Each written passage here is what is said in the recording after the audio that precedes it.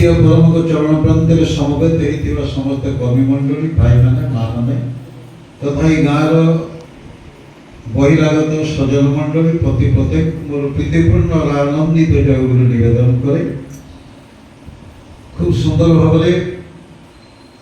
परमदल शिशु ठाकुर पवित्र भाद्र मासर नवम सन्ध्यार आम आयुष्मान संजय एवं नूतन गृह जार नामकरण परम पूज्यपाद श्री श्री आचार्य देव देइछन्ति स्वस्ति रूपा से स्वस्ति रूपरे रूपांतरित हो जाऊ तार रूपर विभव अंत्यवासी मैंने प्रति प्रत्येक स्वस्ति के अनुभव करतु यही प्रार्थना करे पिता चरण करे एवं तार पुओ आयुष्मान सत्य साधन आज हूँ 22तम जन्म दिवस तार सर्वविध कल्याण और मंगल प्रिय परम को चरण करे प्रार्थना करे विशेषकर घरटी खूब सुंदर होती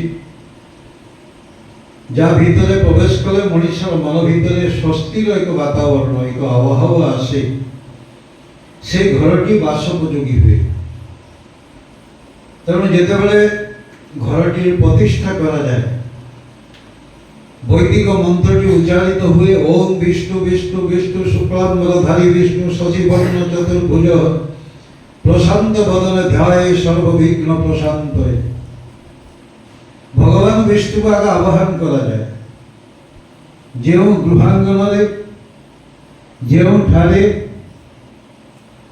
स्वयं भगवान न रुहंती से घर घर नुहे से घर बासोपयोगी नुहे तेणु सर्वप्रथम भगवान विष्णु को आवाहन करा जाए आउ से मंत्रटी भितर बहु कथा अच्छी मु बहु जगह आलोचना भी करी कारण भगवान विष्णु होउछन्ति शुक्लांबरधारी तांकर लुगा होउछि धला लुगा आमे किंतु जगन्नाथ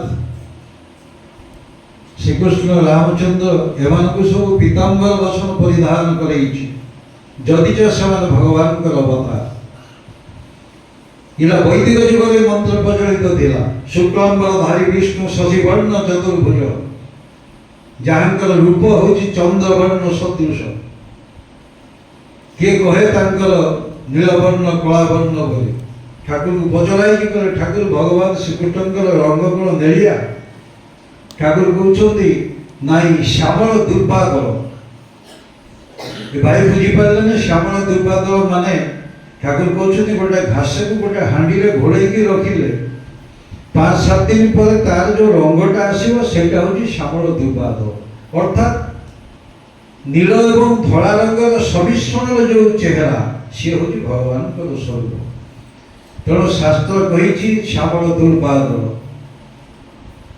ठाकुर कहते मुझे पिलादिन एकांत बसिक नाम करी मुझुदी मो पाखक श्रीकृष्ण बंशी धरी आसिक बजाती मत भारी भल लगे मो नाम करे से बंशी बजाती ठाकुर कहते सब कथा गुड़ा सी मो बयस बेसी बयस नुह मो बयस से नाम मो नाम कले से बंशी बजाते ये बंशी ध्वनि शुणी शुणी मु विमोहित हो जाए एक भिन्न राज्य मु विचरण करे ठाकुर तक पिलादिन कथा कह तेरे जो नुआ घरटी यही संपर्क विगत दिन मानक बहु आलोचना करी गृहर नामकरण कहीं प्रयोजन परम पूज्यपाद आचार्य देवंकर यही श्रीमुख निश्चित ये आशीर्वचन भीतर दे ए परिवार प्रत्येक अंतेवासी स्वस्ति रूपरे रूपायित हो उठंतु कारण आपको आम कहूचे परिवार आम पिलादिन पढ़ीचे कविवरंकर लेखा वैकुंठ समान हा अटे सही घर परस्पर स्नेह जयी थाए निरंतर से घरटा वैकुंठ जो परस्पर परस्पर भितर स्नेह परस्पर भितर स्नेह रही गोटे सीमेंटिंग फैक्टर दरकार आपड़ खाली इटा गुड़ाक ऊपर तल ऊपर थोदेले से घर हेनी से छात रखी से इटा को इटा जोड़िया सीमेंट मझे दरकार आउ से सीमेंटिंग फैक्टर होउछन्ति स्वयं ईश्वर पुरुषोत्तम जहाँकर जीवन सी अच्छा आम या परिवार कहू परिवार मान कह बोधे कम लोक यार डेफिनेशन जानी परिवार माने शास्त्रकार माने कहउछथि परिप्रियते इति सपरिवार जो परस्पर परस्पर को वरण करती माने सम्मान दियो कहीं छोट कहीं बड़ नुह बयस किए सान बड़ हो पारे किंतु प्रत्येक मत को सम्मान दबा प्रत्येक वैचित्र्य और विशिष्टता को सम्मान दबा ये होची परस्पर परस्पर प्रति वर्ण करवा आपण देखिए शास्त्रकार मैंने कहते जत्र नार्यस्तु पूज्यन्ते तत्र रम्यन्ति देवता जो परिवार नारी की पूजा करा जाए नारी आराधना हुए नारी सम्मान रुहे से परिवार देवता माने ओल्हे आसन देवता माने ओल्हे आसन रूपे आसवे से मार गर्भे आसन से वंशर पिला गर्भे आसन तेणु शास्त्रकार माने विशेष जोर देइचंती ए परिवार जीवन धारा उपरे परदर श्री ठाकुर ए घरटी संपर्क में बहु कथा कही मु तो विगत दिन मानक आलोचना करी घर नामकरण कहीं प्रयोजन पड़े जो परिवार आप देखिए सकाल संध्या खाली प्रार्थना हो शंख ध्वनि हुए शंख हुलहुली ध्वनि प्रकम्पित हुए जो परिवेश जो परिवार से परिवार कौन से लोक अशांति के भोग कर कहीं पछे विज्ञानगत कारण अच्छी आपण जो बाली सीमेंट लगी बाली भीतर सिलिकॉन अच्छी silicon is very destructive of the human thoughts inside the area गोटे लोक ये जब बसिक भल भावना करुच्ची देखिए से बाली भीतर संचरणा होची तेणु से परिवार भीतर जी किसी न खाऊ पछके जदि शोई पड़ा आनंद निद लगी आप लक्ष्य करते जीवन अनुभूति गोटे मंदिर 12टा को गले आध्यात्मिक चेतना जागरित हुए स्वत ही आउ केतेक जगह अच्छी मो ना कहबी का मन में आघात आसो केतेक घर एमती अच्छा पिला बसिक खेला खेली करते क्यारम खेलुवे मद पिउथे से घर भितर गले मनीष मन विद्वेष आसो आईटा भगवान रामचंद्र समय गोटे घटना को अवतारणा कर भगवान जिते सीतांकर अन्वेषण में लंकापुरी जावाई प्रस्तुति नौचन आपण केरल गोटे जगह अच्छी कूर्ग कूर्ग अंचल भी अच्छी से अंचल भगवान रामचंद्र लक्ष्मण को कहले कहले जा से नदी सेपारी गोटे छोटिया नदी टी जाता कहले नदी सेपारी किसी फल संग्रह कर आनबू तापरे आम ये विश्राम करवा तापरे आम आगू को आगेवा लक्ष्मण कौन कही से छोटिया नदी टे पार होकर आर पाक कारण से मन रखा दरकार रामचंद्र को समय पर्यंत से लोक चाषबास कौन जान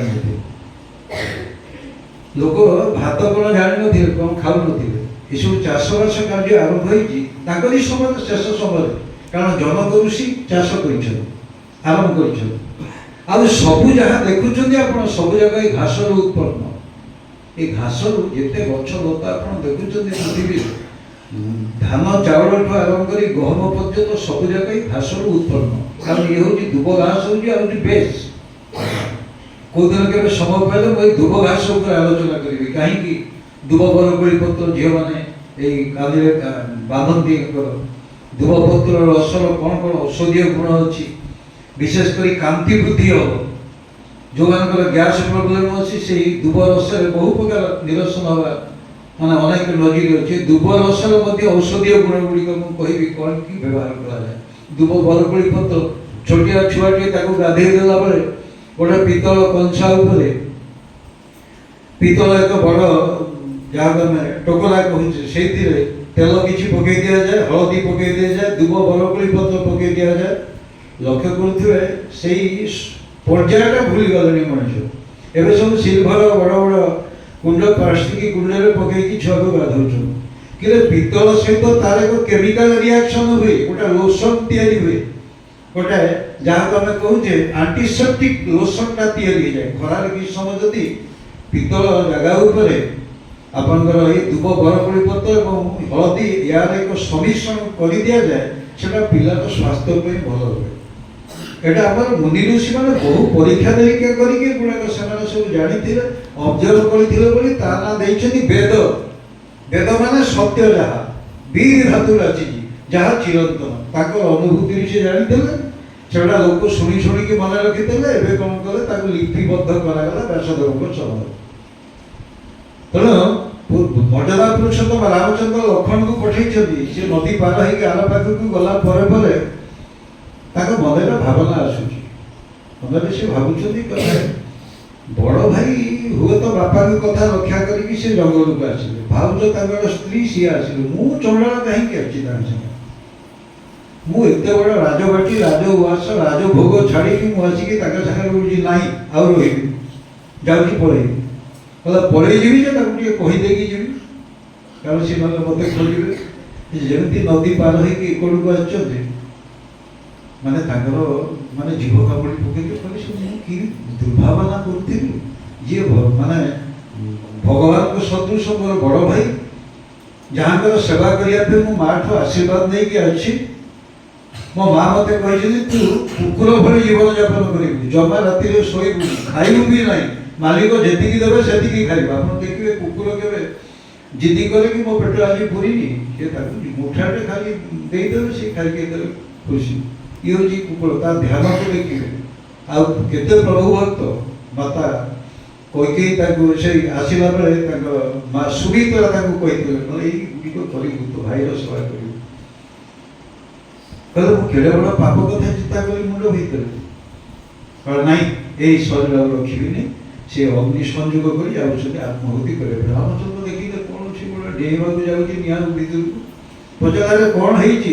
ନା ଭାଇ ମୋତେ ଆଉ କହନ୍ତୁନି, ମୋର ବିରାଟ ଭୁଲ ଆଜି କରିଛି। ନା କ'ଣ ହେଇଛି?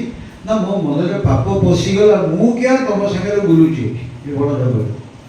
ମୁଁ ତ ଯାଇକି ରାଜଭୋଗ କରୁଥାନ୍ତି, ବଢ଼ିଆ ଖାଇଥାନ୍ତି, ବଢ଼ିଆ ପିଇକି ଆନନ୍ଦରେ ଶୋଇଥାନ୍ତି। ତମେ ବଣ ଜଙ୍ଗଲରେ ବିନା ଚପଲରେ ବିନା ଲୁଗାରେ ବୁଲୁଛ, କାରଣ ବକଳ ପିନ୍ଧିକି ସେତେବେଳେ ରାମଚନ୍ଦ୍ର ବୁଲୁଥିଲେ। ମୁଁ କାହିଁକି ତମ ଭଳି କଷ୍ଟ କରିବି? ଏଇଭଳିଆ ଭାବନା ମୋ ମନରେ ଆସିଛି ବୋଲି ମୁଁ ଧିକ୍କାର କରୁଛି ନିଜେ, ମୁଁ ଯାଉଛି ଆତ୍ମାହୁତି କରିବି। ରାମଚନ୍ଦ୍ର ହସିଦେଲେ, କହିଲେ ବାବୁରେ ଏଇଟା ଦୋଷ ତୋର ନୁହଁ। ନା ଆଉ ନା ସେ ଯେଉଁ ଜାଗାକୁ ଯାଇଥିଲୁ ସେ ଜାଗାର ଦୋଷ। ତେଣୁ ଦେଖିବେ ଗୋଟେ ଜାଗାର ମଧ୍ୟ ଦୋଷ ଥାଏ। ଆପଣ ଦେଖିବେ ଯେଉଁ ଦଶହରା ମାନଙ୍କରେ ଯେଉଁ ଦୁର୍ଗା ପୂଜା ମୂର୍ତ୍ତି ହୁଏ, ବଡ଼ ବଡ଼ ପୂଜା କରାଯାଏ, ଜାଣିଛନ୍ତି କୋଉଠୁ ମାଟି ଆସେ? ଗୋଟେ ବେଶ୍ୟା ଦ୍ୱାର ମୁହଁରୁ ମାଟି ଅଣାଯାଏ। ତାର କାରଣ ହେଉଛି, କାରଣ ମଣିଷ ଯେତେବେଳେ ବେଶ୍ୟା ଦ୍ୱାରକୁ ଯାଉଛି ତାର ସମସ୍ତ ପୁଣ୍ୟକୁ ରଖିଦେଇକି ଯାଏ ଯେ ମୁଁ ଯାଉଛି ଆଜି ବେଶ୍ୟା ବାଡ଼ି ଯାଉଛି।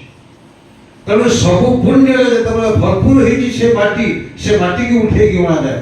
ସେ ମାଟିରେ ମାଆର ମୂର୍ତ୍ତି ତିଆରି ହୁଏ, ସେ ମାଟିରେ ମାଆର ପୂଜା କରାଯାଏ।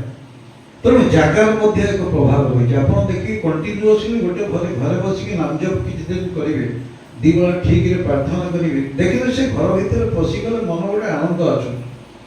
ଆଉ ଏଠି ନେଗେଟିଭିଟି ରହିବନି। ଯଦି ମଣିଷ ମଣିଷକୁ ଭଲ ପାଉନି, ପରିବାର ଭିତରେ ବାପ ପୁଅ ଭିତରେ ସମ୍ପର୍କ ନାହିଁ, ସ୍ୱାମୀ ସ୍ତ୍ରୀ ଭିତରେ ଭଲ ପାଇବା ନାହିଁ, ସେ ଘର ଥାଇକି କେତେ ନ ଥାଇକି କେତେ, ସେ ଲୋକ ତ ଦାଣ୍ଡରେ କୋଉଠି ଶୋଇବ ନା।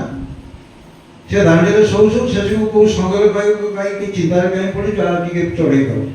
ସେ ଚଢ଼ଉ ଏମିତି ଚଢ଼େଇବ ଶେଷକୁ ସେ ବିଲ ବାଡ଼ି ବିକି ଦେଇକି ସେ ଯିବ। ତେଣୁ ଗୋଟେ ଛୋଟିଆ କଥା ଦେଖନ୍ତୁ, ଆମେ ମାନେ ଗୋଟେ ଘରେ ଏ ନୂଆ ଘରଟି ତା ଜୀବନ ସାରା ପରିଶ୍ରମ କରି ସେ ପଇସାଟି ଖର୍ଚ୍ଚ କରିଛି। ଠାକୁର କହିଛନ୍ତି ବାଡ଼ିର ବାସା କଖାନେଇ ଭାଡ଼ା ଦେବି ନା। ନିଜେ ତିଆରି କରିଥିବା ଘରକୁ କେବେ ଭଡ଼ା ଦେବ ଯଦି ରହିବାର ଅଛି, କାରଣ ୟା ପଛରେ ବହୁତ ବି କାରଣ ଅଛି। ଭଡ଼ା ଘର ନିଜେ ତିଆରି କରି ଭଡ଼ାକୁ କେବେ ଦେବନି। ଯଦି କମର୍ସିଆଲ ପର୍ପଜରେ ଭଡ଼ା ଘର କରିକି କାହାକୁ ଦେବ ସେ ଅଲଗା କଥା, କିନ୍ତୁ ମୁଁ ତିଆରି କରିଛି ମୁଁ ରହିବା ପାଇଁ। କାରଣ ମୋ ଜୀବନ ସାରା ମୋର ଜଣେ ଅଜା ଥିଲେ, ସେ ତ ଚାଲିଗଲାଣି, ମୋତେ କହିଲେ ରାତି ତୁ ଜୀବନରେ ସବୁ କରିବୁ, ଭଡ଼ା କେବେ ଦେବନି ଘର। ପରୀକ୍ଷା ଆଜି ଦେଖୁନୁ ଜୀବନ ସାରା ତୁ ରୋଜଗାର କରି ଖରା ତରା ନଡ଼ିଆତେ କରି କିଏ ଚୋରି କରିକି କରୁଛି, ବଢ଼ିଆ କୋଠା ଘରଟେ କରିବୁ, ମାସ ଶେଷ ଦିନ ତା ଦୁଆରକୁ ତୁ ଯିବୁ, ତୁ ଦାଣ୍ଡିଆରେ ଥିବୁ, ସେ ଘର ଭିତରେ ଧରି ତତେ କିଛି ପଇସା ତୋ ହାତକୁ ପକେଇଦେବ, ତାକୁ ବୁଲେଇକି ତୁ ଆସିବୁ। କହିଲା ୟାଠୁ ଭଳି ଆଉ ବିପଦ କ'ଣ ଅଛି, କ'ଣ ଦୁର୍ଯୋଗ ଅଛି? ମୁଁ ରୋଜଗାର କରିଛି, ମୁଁ ଘର ଦୁଆରେ ଠିଆ ହେବି, ସେ ଘର ଭିତରେ ଥାଇକି ମୋତେ ପଇସା ଦେବ। ମୁଁ ଜୀବନ ସାରା କଷ୍ଟ କରିକି 30-40 ଲକ୍ଷ ଟଙ୍କା ଖର୍ଚ୍ଚ କରିକି ଘରଟିଏ କଲି, ସେ ବିଚରା ମୋତେ ଟଙ୍କା ଦେଇଦିଏ, ଟଙ୍କା 4-5 ହଜାର ମୋତେ ଦେଇଦେବ, ମୁଁ ଜୀବନ ସାରା ତାକୁ ଚେଷ୍ଟା କଲେ ବି ସୁଝିବି, ଏତିକି ପଇସା ଠୋଳ କରିପାରିକି ନାହିଁ। ତେଣୁ ଜୀବନରେ କେବେ ଘରକୁ ଭଡ଼ା, ଠାକୁର କିନ୍ତୁ କହୁଛନ୍ତି ଘର ବାଡ଼ି ଭଡ଼ା ନା ଦେବାଟା ହିଁ ଭଲ। କାରଣ ୟା ପଛରେ ବହୁ ବିଜ୍ଞାନସମ୍ମତ କାରଣ ରହିଛି। ଆପଣ ଦେଖିବେ ବାସ୍ତୁ ବିଜ୍ଞାନୀ ମାନେ କହିଛନ୍ତି ଘରର କୋଉ କୋଉ କୋଣରେ କୋଉ କୋଉ ଘର ରହିବା ଦରକାର। ଆମେ ବାସ୍ତୁ ବିଦ୍ୟା ଗୋଟେ କହିଛୁ, ୟା ପଛରେ ସାଇଣ୍ଟିଫିକ ରିଜିନ ଅଛି। ବାସ୍ତୁବିଦ ମାନେ କହୁଛନ୍ତି ଐଶାନ କୋଣରେ ଠାକୁର ଘର କରିବ, ଅଗ୍ନି କୋଣରେ ରୋଷେଇ ଘର କରିବ, ନୈಋତ କୋଣରେ ଘର ମାଲିକ ରହିବ, ବାୟୁ କୋଣରେ ଝିଅ ମାନଙ୍କ ପାଇଁ ଘର, ଗେଷ୍ଟ ମାନଙ୍କ ପାଇଁ ଘର କରିବ, ପାଇଖାନା କେବେ ଦକ୍ଷିଣ ଦିଗରେ କରିବ ନାହିଁ। ଏଗୁଡ଼ାକ ଆମେ ଶୁଣି ଶୁଣି ଆସୁଛୁ, କିନ୍ତୁ ତା ପଛରେ ଦେଖୁନାହାନ୍ତି ସାଇନ୍ସ କଣ। ଶୀତ ଦିନ ଦେଖିବେ ଆପଣ ଉତ୍ତର ଦିଗରୁ ପବନ ବହିବ, ଉତ୍ତର ଦିଗରୁ ପବନ ରହିଲେ ସେଟା ଦେହ ପାଇଁ କଷ୍ଟଦାୟକ ଏବଂ ବହୁ ରୋଗକୁ ମଣିଷ ଆମନ୍ତ୍ରଣ କରେ। ତେଣୁ ଉତ୍ତର ଦିଗରେ ଯଦି ଆପଣ କୋଣରେ ଶୋଉଛନ୍ତି ତାହେଲେ ଆପଣ ଥଣ୍ଡା ଲାଗିଯିବ, ଦେହ ମୁଣ୍ଡ କାଶ କଫ ଛାଡ଼ିବ ନାହିଁ। ବହୁତ ଲୋକଙ୍କର ଏହିପରି ଜିନିଷ ମାନେ ଲକ୍ଷ୍ୟ କରି ଦେଖିଛୁ। ଠାକୁରଙ୍କ ପାଖକୁ ଜଣେ ମାଟି ଆସି ଭାଇଟି ଜଣେ ଆସିକି କହୁଛି କହିଲେ ଠାକୁର ଆମ ଘରୁ ରୋଗ ଛାଡ଼ୁନି। ঠাকুর বাণী দেখছেন হরদম রোগ লেগেই থাকে, যা থাকে তুই ছেলের মাকে নিশ্চয় বেকুব অজানা বেটি সদাচারে নাই কো খাঁটি। যে ঘর দেখিব রোগ ছাড়ুনি তবে ঔষধ কথা আগে ভাবনি, ভাব তা মা কଣ করছে, তা পাখে অসুবিধা আরম্ভ হয়েছে। মা পাখে অসুবিধা আরম্ভ হয়েছে মানে সে সদাচার মানুনি। সে ଦେଖିବେ ଯୋଉ ଲୋକ ସଦାଚାର ମାନୁନି, ଯୋଉ ସ୍ତ୍ରୀ ଲୋକ ପାଇଖାନାକୁ ଯାଉଛି ବାହାରୁ ବାହାରୁ ସେ ଲୁଗାରେ ଆସିକି ରୋଷେଇ ଘରେ ପଡୁଛି, ଏଇଟା କେତେ ବାରଣ ଥିଲା ଆମମାନଙ୍କ ପାଇଁ କହିଲା। ଠାକୁର କହିଦେଲେ ସେ ଷଷ୍ଠଟି ନେଇଥାଉ କି ନ ନେଇଥାଉ, ପାଇଖାନା କଲୁ ପରିସ୍ରା କଲୁ କି ଯାହା କଲୁ ମାନେ ଶୁଚି ହେଇ ଶୁଦ୍ଧ ହେଇ ଗାଧେଇ ପାଧେଇକି ପୁଣି ରୋଷେଇ ଘରକୁ ଯିବ। କାରଣ ରୋଷେଇଟା ତ ଛୋଟିଆ ଜିନିଷ ନୁହଁ। ଆପଣ ଦେଖିବେ ଜଗନ୍ନାଥଙ୍କୁ ଆମେ ଆରାଧନା କରୁଛେ, ତାଙ୍କ ରୋଷେଇ ଘରକୁ କିଏ ଦେଖିଛେ ପର୍ଯ୍ୟନ୍ତ? ସେଇ କତିପୟ ବ୍ରାହ୍ମଣଙ୍କ ଛଡ଼ା କେହି ଦେଖିନା। ଆମେ ଖାଲି ଜାଣୁଛେ ଏମିତି ରୋଷେଇ ହେଉଛି, 7ଟା ହାଣ୍ଡି ତଳ ଉପର ହେଇକି ବସିବ, ତଳୁ ଜାଳ ଦିଆଯିବ, ଉପର ଆଗ ହବ, ତା ପଛକୁ ପଛ ତଳ ଗୁଡ଼ାକ ହେଇକି ଆସିବ। ତାଙ୍କ ରୋଷେଇ କିଏ ଦେବେ? ବ୍ରାହ୍ମଣ ମାନଙ୍କ ଘରେ ଦେଖିବେ ତାଙ୍କ ହାଣ୍ଡିକି ସେ ଦେଖେଇ ଦେବେ, କନାରେ ଗୋଡ଼େଇକି ରଖିଦେବେ। କାହିଁକି? ୟା ପଛରେ କ'ଣ କିଛି କାରଣ ନାହିଁ। ଯେପରି ଅନ୍ନ ସେପରି ମନ, ଶାସ୍ତ୍ରକାର ମାନେ କହିছে। ଯୋଉ ପରିବାରରେ ଦେଖିବ ମାଟିର ମନ ପବିତ୍ର ଭାବରେ ସେ ରୋଷେଇ କରୁଛି, ସେ ବଂଶର ଲୋକମାନଙ୍କୁ ରୋଗ ହବ ନାହିଁ, ସେ ନିରୋଗ ରହିବ। ରୋଗ ହବନି, ସମସ୍ତଙ୍କ ମନ ପ୍ରଫୁଲ୍ଲ ରହିବ। ଗୋଟେ ଭାଇଟି ଆସିକି କହି କହିଲେ ଠାକୁର ଆମ ଘରେ ରୋଗ ଛାଡୁନି। ଠାକୁର ତ ହଉଛନ୍ତି କାରଣ ପୁରୁଷ ନା, ସେ ଔଷଧ କଥା ଭାବନ୍ତି, ସିଏ ଆଗ ରୋଗର କାରଣକୁ ଖୋଜନ୍ତି। ତାକୁ ଦେଖୁ ଦେଖୁ ପଚାରିଲେ, କହିଲେ ରୋଷେଇ କିଏ କରେ? ନା ମୋ ପିଇସି ମା କରେ। ଠାକୁର କହିଲେ ତାକୁ ଟିକେ ବଦଳେଇ ଦେବୁ। ସେ ଚମକି ପଡ଼ିଲା, କହିଲା ପିଇସି ମା ତୋ ଘରେ କାହିଁକି ଅଛି? ସେ ଭାଇଟି କହୁଛି, କହିଲା ସେ ପିଲାଦିନୁ 10 ବର୍ଷରେ ବାହାଘର ହେଇଥିଲା, 12 ବର୍ଷରେ ବିଧବା ହେଇଗଲା, ସିଏ ଆଉ ପୁନରାୟ ବାହା ହେଇନି, ସେ ଆମରି ଘରେ ହିଁ ରହିଗଲା। ନା ସିଏ ରୋଷେଇ କାହିଁକି କରୁଛି? ନା ପିଲାଦିନ ତ ସିଏ ରୋଷେଇ କରୁଛି, ଆମର ସ୍ତ୍ରୀ ମାନେ ଆସିଲେଣି, ବୋହୂ ମାନେ ଆସିଲେଣି, ସେ ରୋଷେଇ ବଦଳା ହେବନି। ଠାକୁର କହିଲେ ତାକୁ ରୋଷେଇଟାକୁ ବଦଳେଇ ଦେବୁ, ବୁଝେଇ ସୁଝେଇକି ବଦଳେଇ ଦେବୁ। ସେ ଗଲା, ଭାଇଟି ଯାଇକି ରୋଷେଇଟାକୁ ପରିବର୍ତ୍ତନ କରିଦେଲା, ଦେଖାଗଲା କିଛି ଦିନ ପରେ ସମସ୍ତଙ୍କ ଦେହ ଠିକ ଅଛି, ଭଲ ହେଇଗଲା। ଠାକୁରଙ୍କୁ ଆସିକି ପଚରା ହେଇଛି, କହିଲେ ଠାକୁର ୟାର କାରଣ? ଠାକୁର କହୁଛନ୍ତି କାରଣ ହେଲା ସେ ଯୋଉ ମାଟି ରୋଷେଇ କରେ ସେ ତ ବାଲ୍ୟ ବିଧବା, ତା ମନ ଭିତରେ ଗୋଟେ ଦୁଃଖ ରହିଗଲା ସବୁବେଳେ। କାରଣ ତା ଭାଇର ପିଲାମାନଙ୍କୁ ଯେତେବେଳେ ଜନ୍ମ ହେଇକି ବଢିବାର ଦେଖିଲା, ମନରେ କଷ୍ଟ ହେଇଥିବ, ମୋ ପିଲାମାନେ ଥିଲେ ଏମିତି ବଡ ହେଇଥାନ୍ତେ, ମୁଁ ଏମିତି ଖାଇବାକୁ ଦେଇଥାନ୍ତି, ଏମିତି ଲାଳନ ପାଳନ କରି। ଏଇ ଯୋଉ ଦୁଃଖରେ ସେ ରୋଷେଇରେ ବସିଲା ମାନେ ତା ମନରେ ଏହିପରି ଭାରାକ୍ରାନ୍ତ ହୁଏ। ଆପଣମାନେ ପୃଷ୍ଠାରେ ଶୁଣିଥିବେ ଏଇ ଭାତଟା ଉପରେ କାହିଁକି ଏତେ ଜୋର ଦିଆଯାଇଛି। ଅନେକ ଲୋକ କହନ୍ତି ଏ ସତ୍ସଙ୍ଗୀ ଲୋକ ଗୁଡ଼ା କିଏ ଛୁଇଁଦେଲେ ଜମା ଖାଉନାହାନ୍ତି। ଅବଶ୍ୟ ଠାକୁର ଏ ସମ୍ପର୍କରେ ଆମକୁ କହିଛନ୍ତି ଟିକେ ଅବସ୍ଥାକୁ ଲକ୍ଷ୍ୟ କରିକି ସବୁ ଜିନିଷଟାକୁ ମ୍ୟାନେଜ କରିନେବ, କାରଣ ମନରେ ଯେପରି ଆଘାତ ନ ହୁଏ। ଆଉ ତମେ କ'ଣ ଏତେ ବଡ଼ ସାଧକ ହେଇଗଲ, ଯଦି କିଏ ଭାତଟାକୁ ଛୁଇଁଦେଲା କ'ଣ ଗୋଟେ ଫାଶୀ ହେଇଯିବ? ଆମେ ଗୋଟେ ଜାଣିବା ଛୁଇଁଦେଲା ମୁଁ ଖାଇବିନି ଗୋଟେ କାଇଦା କରିକି ଅନ୍ତତ ପକେ ଆମେ ଡାଲମା ଟିକେ ଖାଇଦେଇକୁ। ଆମେ ତ ବହୁ ଜାଗାରେ ଏଇଆ କରୁଛୁ। ହଁ ଯଦି କିଏ ଛୁଇଁ ଦେଇକି ଦେଇଛି, କେତେକ ମା ମାନେ ମଧ୍ୟ ରୋଷେଇ କରିକି ପଠାନ୍ତି ମୋ ପାଖକୁ ଜଣେ 2 ଜଣ, ମୁଁ ନାଁ କରୁନି। ମୁଁ କ'ଣ କରିବି? ମୁଁ କହିବି ତମ ଭାଇ ସାହାଯ୍ୟ ମୋତେ ଭାତ ପଠେଇଦେଲ, ମୁଁ କେବେ ଖାଇବିନି, ତମ ଦୁଆର ମୁହଁରୁ ଫୋପାଡ଼ି ଦେଇକି ଆସିବି। ହୁଏତ ସେ ପଚାରିଲା ବେଳକୁ ମୁଁ କହିଥିଲି ମୁଁ ନାଇଁ ବାପା, ମୁଁ ଭାତ କାହା ହାତରେ ଖାଏ, ବଲା ସହଜ କଥା। ତେଣୁ ଏଥିପାଇଁ ଚିନ୍ତା କରିବାର ନାହିଁ। ଆପଣ ଦେଖିବେ ମହାଭାରତ ଯୁଦ୍ଧରେ ଯେତେବେଳେ ଯୁଧିଷ୍ଠିର ପଞ୍ଚ ପାଣ୍ଡବଙ୍କୁ ଭଗବାନ ମାନେ ଶିକ୍ଷା ଦଉଛନ୍ତି ସେଦିନ ପିତାମହ ଭୀଷ୍ମ ଧର୍ମ ଶିକ୍ଷା ଦଉଛନ୍ତି, ସେ ବାଟ ଦେଇକି ପଳଉଛନ୍ତି ଦ୍ରୌପଦୀ। ଏ ସବୁ ଶୁଣିଲେ କି ହସିଦେଲେ। ପିତାମହ ଭୀଷ୍ମ ପଚାରିଲେ, କହିଲେ ମା କହିଲ ଦେଖି କାହିଁକି ହସିଲ? ଆମର ଭୁଲ ହେଇଯାଇଛି, ହସିଦେଲେ। ବଡ଼ମାନେ କଥା ବାହାରେ ନ ହସିବା ଉଚିତ। ତେବେ ମୋ ମନରେ ଭାବନା ଗୋଟିଏ ଆସିଲା, କହିଲେ ଆପଣ ଆଜି ଯେତେ ବଢ଼ିଆ କଥା କହୁଛନ୍ତି ମୋ ସ୍ୱାମୀମାନଙ୍କୁ, ଯଦି ପଦେ କଥା ସେଦିନ କହିଥାନ୍ତେ ପୁରୁଷଭା ତଳେ, ମୁଁ ଏତେ ବଡ଼ ଅସୁବିଧାରେ ପଡ଼ିନଥାନ୍ତି, ଏତେ ବଡ଼ ଯୁଦ୍ଧ ହେଇନଥାନ୍ତା, ଲକ୍ଷ ଲକ୍ଷ ଲୋକ ପଡ଼ିନଥାନ୍ତେ। ସେଦିନ କହିଲେନି ଏମିତିଆ କଥା ପଦେ। କାରଣ ଭଗବାନ ମାନେ ଦେଖେ, ସେଟା ଶାନ୍ତି ପର୍ବରେ ଆଲୋଚନାଟା ହେଇଛି। ମହାଭାରତ ଯେଉଁମାନେ ପଢ଼ିଥିବେ, ଶାନ୍ତି ପର୍ବରେ ସେ ପଚାରୁଛନ୍ତି ଯୁଧିଷ୍ଠିର, କହିଲେ ଧର୍ମ କାହାକୁ କହିବା? ପିତାମହ ଭୀଷ୍ମ କହୁଛନ୍ତି ଧର୍ମେ ବର୍ଦ୍ଧତି ବର୍ଦ୍ଧନ୍ତି ସର୍ବଭୂତାନି ସର୍ବଦା ତସ୍ମୈ ହସତି ହ୍ରିୟତେ ତସ୍ମାତ୍। ବହୁ କଥା କହିଛନ୍ତି, ତାର ଭିତରେ ଏଇ ପ୍ରସଙ୍ଗଟି ଆସିଗଲା। ମା ହସିଦେଲେ, ଦ୍ରୌପଦୀ ହସିଦେଲେ। ପଚାରୁଛନ୍ତି, କହିଲେ କାହିଁକି ହସିଲ? ଇଏ ନିଜେ ଉତ୍ତର ଦେଉଛନ୍ତି ପିତାମହ ଭୀଷ୍ମ। କହିଲେ ମା ଶୁଣିବୁ ମୁଁ କାହିଁକି ସେଦିନ କିଛି କହିପାରିଲିନି? ନା କହନ୍ତୁ। ନା ସେଦିନ ମୁଁ ଦୁର୍ଯ୍ୟୋଧନର ପାପାନ୍ନ ଭକ୍ଷଣ କରୁଥିଲି। ଆପଣ କଥାଟା କେତେ ଗୁରୁତ୍ୱପୂର୍ଣ୍ଣ। ମୁଁ ପାପାନ୍ନ ଭକ୍ଷଣ କରୁଥିଲି, ସେଥିପାଇଁ ମନା କରାହେଇଛି କାହା ଘରେ ତମେ 3 ଦିନ ଅନ୍ନ ଖାଇବ, କଣ୍ଟିନ୍ୟୁଅସ୍ 3 ଦିନ ଅନ୍ନ ଖାଇଲେ ସେ ଯାହା ଯଦି ଚୋରି କରିବାକୁ ଡାକିବେ ଆପଣ ପଳେଇବେ ତା ସାଙ୍ଗେ। ମାନେ ମନଟା ସେଇଠୁ ପଳେଇବ।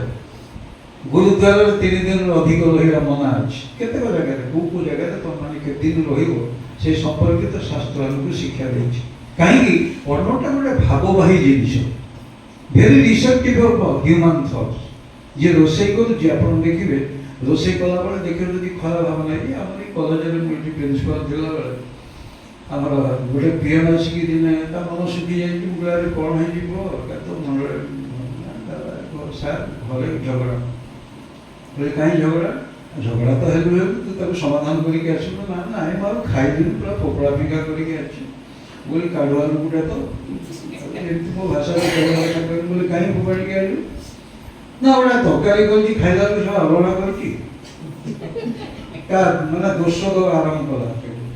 ମୁଁ କହିଲି ସିଏ ଅଲଣା କରିଛି, ଦୋଷ ତାର ତ ନୁହଁ ନା। ମଲା ସେ ରୋଷେଇ କରୁଛି, ଲୁଣ ପକେଇବନି, ଦୋଷ ତାର ନୁହଁ କ'ଣ ମୋର? ମୁଁ କହିଲି ତୋର ଦୋଷ।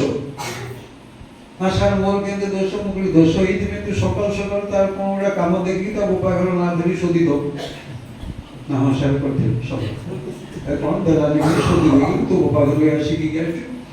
ମୁଁ କହିଲି ତାପରେ କ'ଣ ହେଇଥିବ? ସେ 2 ଘଣ୍ଟା କାଳ ବସିକି ଭାବନା କରିଥିବ, ଆଉ ମୋ ବୋପା ଘର ନା ଧରିକି ଶୋଧିଲା। ତେଣୁ ଅନ୍ୟମନସ୍କ ଭାବରେ ସେ ଲୁଣ ପକେଇକି ଦୋଷଟା ତାର କେମିତି ହୁଏ?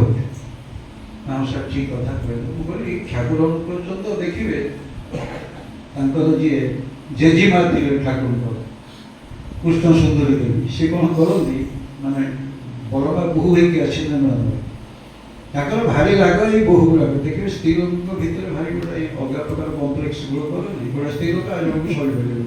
ଶାଶୁ ବୋହୂ ଏକା ସ୍ତ୍ରୀ ଲୋକ, ଇଏ ତାକୁ ସହୁନଥିବ, ସିଏ ତାକୁ ସହୁନଥିବ। ଏମିତି ବହୁ ପ୍ରାୟ ଅନେକ ପରିବାର। କୌଶଳ ଯଦି ନ ଶିଖିବ ବୋହୂ ହିସାବରେ, ତମେ ଦେଖିବ ସେ ଘରେ ଝଗଡ଼ା ଜମା କରିବ ବୋଲି ନାହିଁ। ବୋହୂ ହିସାବରେ ଆଗ କୌଶଳ ଶିଖିବ। ମୋ ଶାଶୁକୁ କେମିତି ମୁଁ, ଆପଣ ଦେଖିବେ ସେ କାନ୍ଦିଲେ ପରା ସେ ଗଣ୍ଠି ପକେଇକି ଆସୁଛି ଘର ଭିତରକୁ। ମୁଁ ପରିବାର ସମସ୍ତଙ୍କୁ ଗଣ୍ଠି ପକେଇକି ରଖିବି, କେହି ଯଦି ଖସିକି ଯିବେ ନାହିଁ। କିନ୍ତୁ ଆମେ କରିପାରୁନୁ ପ୍ରାକ୍ଟିକାଲି। ବୋହୂ ତା ବାଟରେ ଗଲା, ତୁ ତ ବିଏ ମୁଁ ବିଏ, ଛୁଆ ଧରିବ କିଏ, ଗାଁରେ ଯିବା। ମାନେ ଏମିତି ବହୁ ଘଟଣା ମାନେ ଆମମାନଙ୍କ ପରିବାରରେ ଘଟେ। ତେଣୁ ସେଦିନ ସେ ଯେଉଁ ପିଅନ କଥା ମୁଁ କହୁଥିଲି, ବହୁ ଘଟଣା ମାନଙ୍କ ଆମ ବାସ୍ତବ ଜୀବନରେ ଆସେ। ବଡ଼ମା କ'ଣ କରିଛନ୍ତି? ଶାଗ ରାନ୍ଧିକି ଦେଇଛନ୍ତି, ଠାକୁର ଭୋଗରେ ବସିଛନ୍ତି। ଠାକୁରଙ୍କର ଖାଇବା ସମସ୍ତ ନିର୍ଦ୍ଦିଷ୍ଟ ଥାଏ। ତେଣୁ କ'ଣ କଲେ, କହିଲେ ବଡ଼ମାକୁ ମାଗିଲେ, କହିଲେ ବଡ଼ ବୋଉ ଆଉ ଟିକେ ଆଣ। ସିଏ ବଡ଼ମାଙ୍କ ନାଁ କେବେ ଧରୁନାହାନ୍ତି, ବଡ଼ ବୋଉ ବୋଲି କୁହନ୍ତି। ବଡ଼ ବୋଉ ମାନେ ବାଙ୍ଗଳାରେ ବଡ଼ ବୋହୂକୁ ବୋଉ କୁହାଯାଏ, ତେଣୁ ବଡ଼ ବୋଉ ବୋଲି ସେ ଡାକନ୍ତି। କହିଲେ ଆଉ ଟିକେ ଶାଗ ଆଣ। ସେ ଶିଶୁକୁ ମାଗି ମାଗିକି ସବୁ ଜାଗା ଶାଗ ପୋଛିଦେବେ। ଠାକୁର ପୁରା ଖାଇ ଚାଲିଛନ୍ତି, ସେ ଶାଗ ଦେଉଛନ୍ତି। ଶିଶୁକୁ ପଚାରିଲେ, ମାନେ ସମସ୍ତେ ଖାଇକି ଗଲେ। ଠାକୁର ମାନେ ବଡ଼ମା ଭାବୁଛନ୍ତି, କହିଲେ କ'ଣ ଶାଗଟା ଆଜି ଏତେ ଭଲ ହେଇଛି, ପ୍ରଭୁଙ୍କୁ ମୋର ଆଜି ଭଲ ଲାଗିଲା। ସେ ସବୁ ଜାଗା ମାଗିକି ଖାଇଦେଲେ। ସେ ଶାଗ ଲାଷ୍ଟକୁ ଟିକେ କ'ଣ ଥିଲା, କହିଲେ ସବୁ ଖାଇସାରିଛନ୍ତି। ସେ ଜିଭରେ ଯେମିତି ଦେଇଛନ୍ତି, ମାନେ ଧୁ ଧୁ କରି ପକେଇଲେ। ଏତେ ପ୍ରଚଣ୍ଡ ଲୁଣ କହିଲେ ଠାକୁର କେମିତି ଲୁଣିଆ ଶାଗ ଖାଇଲେ? ହାତ ଯୋଡ଼ିକି କଳପତ୍ର ଯୋଡ଼ି ଠାକୁର ପାଖରେ ନିବେଦନ କରୁଛନ୍ତି। କହିଲେ ଠାକୁର କେଡ଼େ ବଡ଼ ଭୁଲ ମୋର ହେଇଗଲା, ଆଜି ଏତେ ଲୁଣ ପଡ଼ିଛି, ଆପଣ କେମିତି ଖାଇଲେ ତାକୁ? ସେ ଲୁଣ ସିଏ ନିଜେ କରିନାହାନ୍ତି, ସେ ଯେଉଁ ବୁଢ଼ୀ ଆଈ ବୁଢ଼ୀ ତାଙ୍କର ଥିଲା, ସିଏ କ'ଣ କଲେ ଆକୁ ମଝିରେ ମଝିରେ ହଇରାଣ କରିବାକୁ ଏମିତି କାଣ୍ଡ କରିଦେବ। ତରକାରୀ ପକେଇଦେବ, ମୁଠାଏ ଲୁଣ ପକେଇଦେବ, କେଉଁଥିରେ ଲଙ୍କା ନେଇ ଯାହା ଛାଡ଼ିଦେବ। କହିଲା ବୋଉ ସୋଦା ଖାଇଲେ ବୁଢ଼ୀ କୁଆକୁ ଭଲ ଲାଗେନି? ଆପଣ ଦେଖିବେ ପ୍ରାୟ ଘର ମାନଙ୍କରେ ସବୁ ଅନୁଭୂତି ଥିବ, ବୁଢ଼ୀମାନଙ୍କୁ ଭାରି ଭଲ ଲାଗିବ ତାଙ୍କ ଆଗରେ ଯଦି କିଏ ବୋହୂମାନଙ୍କୁ ଶୋଧୁଥିବ, ସିଏ ପାଳି ଧରୁଥିବ, ତାଙ୍କୁ ଭାରି ଭଲ ଲାଗିବ। ଏଇଟା ପ୍ରାୟ ପ୍ରତ୍ୟେକ ଘରରେ ହୁଏ। କାରଣ ଏମିତି ଘରର ଗଣ୍ଡଗୋଳ ଯୋଗୁଁ ତ ହେଇଗଲା ନା ରାମଚନ୍ଦ୍ର 14 ବର୍ଷ କାଳ ଜଙ୍ଗଲକୁ ପଳେଇଲେ। କୈକେୟୀ ଜାଣିଛନ୍ତି, କହିଲେ ରାମଚନ୍ଦ୍ରଙ୍କ ରଜା ହେଇଛି, ସେ ନ୍ୟାୟରେ ରାଜା ହେବା କଥା, କିନ୍ତୁ ମନ୍ଥରା ମୁଣ୍ଡରେ ବସୁନି। ଆପଣ ଜାଣିଛନ୍ତି ସେ ଅଯୋଧ୍ୟାକୁ ଯେଉଁ ଆସିଥିଲା, ଏପରିକି ତାର ବର୍ତ୍ତମାନର ଘର ଯଦି ଦେଖିବ, କୌଶଲ୍ୟାଙ୍କ ଘର ଏଇ ସମ୍ବଲପୁର ଅଞ୍ଚଳରେ ଥିଲା। ଏବେ ବି କୋଶଳ ରାଜ୍ୟ ପାଇଁ ସେମାନେ ତାଙ୍କର ଡିମାଣ୍ଡ କରୁଛନ୍ତି, ଏଠି ଥିଲା କୋଶଳ ରାଜ୍ୟ। ଲବକୁଶଙ୍କର ଯେଉଁ ସହର ବର୍ତ୍ତମାନର ଆଫଗାନିସ୍ତାନର କାନ୍ଦାହାରରେ,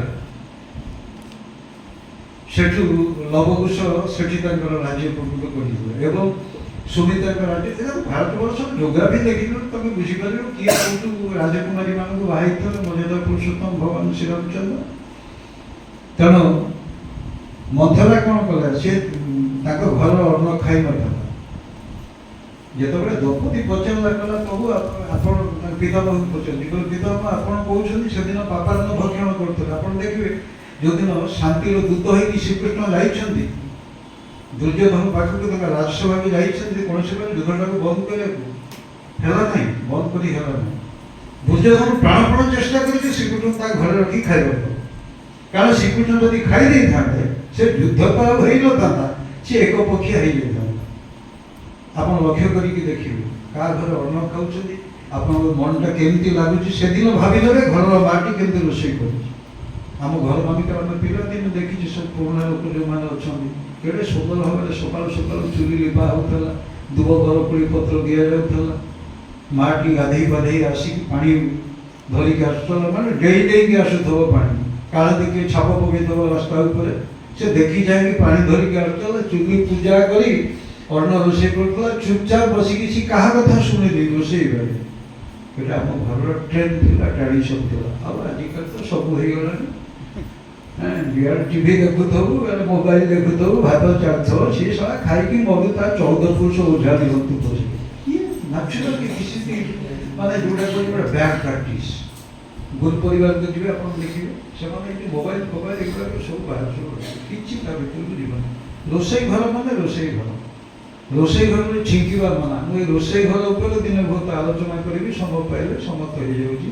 ପ୍ରସଙ୍ଗ ବ୍ୟାପକ, ବିଶେଷ କରି ଛୋଟିଆ ଘରଟି ହଉ, ସୁନ୍ଦର କରି ଦିଓଳା ପରିଷ୍କାର ପରିଚ୍ଛନ୍ନ ହେଉଥିବ, ଲିପା ପୋଛା ହେଉଥିବ, ସେତେବେଳେ ଗୋବରରେ ଘର ପକେଇ ଦିଆଯାଉଥିଲା। ତା ମାନେ ହେଉଛି ସେଟା ଗୋଟେ ଆଣ୍ଟି ବ୍ୟାକ୍ଟେରିଆ ଲୋସନ ଭଳିଆ ଫଙ୍କସନ୍ କରୁଥିଲା ଗୋବର।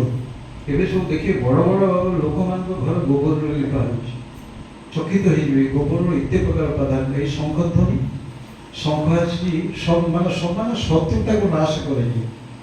এই শঙ্খর নাঁ হচ্ছে পঞ্চজন্য।